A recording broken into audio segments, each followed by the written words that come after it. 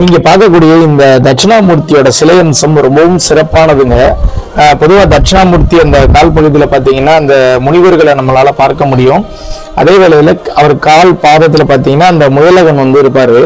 இங்கே முயலகனை எவ்வளவு அழகா பண்ணியிருக்காங்க. இன்னொரு சிறப்பம்சம் இதுல என்ன அப்படின்னு நம்ம பார்க்கும்போது, முயலகன் அந்த நாகத்தை பிடிச்சிருக்கிற மாதிரியான ஒரு அமைப்பு இருக்கு வருங்க. இந்த கையால பிடிச்சிருக்கிற நாகத்தை இந்த நாகத்தோட தலையில ஆசீர்வாதம் பண்ற மாதிரி சுவாமி கையில வச்சிருக்கக்கூடியதாங்க இந்த சிறப்பம்சம். இந்த மாதிரியான தட்சிணாமூர்த்தி திருவுருவங்கள் பெரிதளவுல நம்ம எங்கேயும் பார்க்க முடியாது. இது இந்த சிவாலயத்துல ஒரு சிறப்பம்சமா பார்க்கப்படுது. சொல்லப்போனா ஒரு காலத்துல பாண்டியர்களோட காலத்துல இந்த ஊர்ல பாத்தீங்கன்னா மொத்தம் 5 தேர் ஓடி இருக்குங்க. ஒரு தேர் ஓடுறதுக்கே நாம இப்ப கஷ்டப்படுறோம்.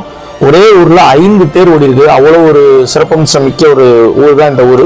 இந்த ஊர் எங்க இருக்கு அப்படின்னு நம்ம பார்க்கும்போது, நம்ம தென்காசி மாவட்டம் அம்பாசமுத்திர வட்டம் வடக்கு பாப்பான்குளம் அப்படின்ற ஊர்ல தாங்க இந்த சிவாலயம் இருக்குது. இந்த சிவாலயத்தோட திருநாமம் என்ன அப்படின்னா வாடாக்கலையம்மன் உடனாகிய திருவன்காடர் சிவாலயம் தான் இந்த சிவாலயம்.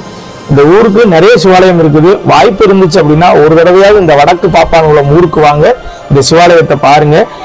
இந்த சிவாலயம் பத்தின முழு காணொலியும் நம்ம பக்கத்தில் நம்ம பதிவிட்டு இருக்கோம். அதையும் போய் பார்க்கணும்னா பாருங்க. முடிந்த அளவு இந்த சுவாமியை வெளியுலகத்துக்கு ஷேர் பண்ணி தெரியப்படுத்துங்க.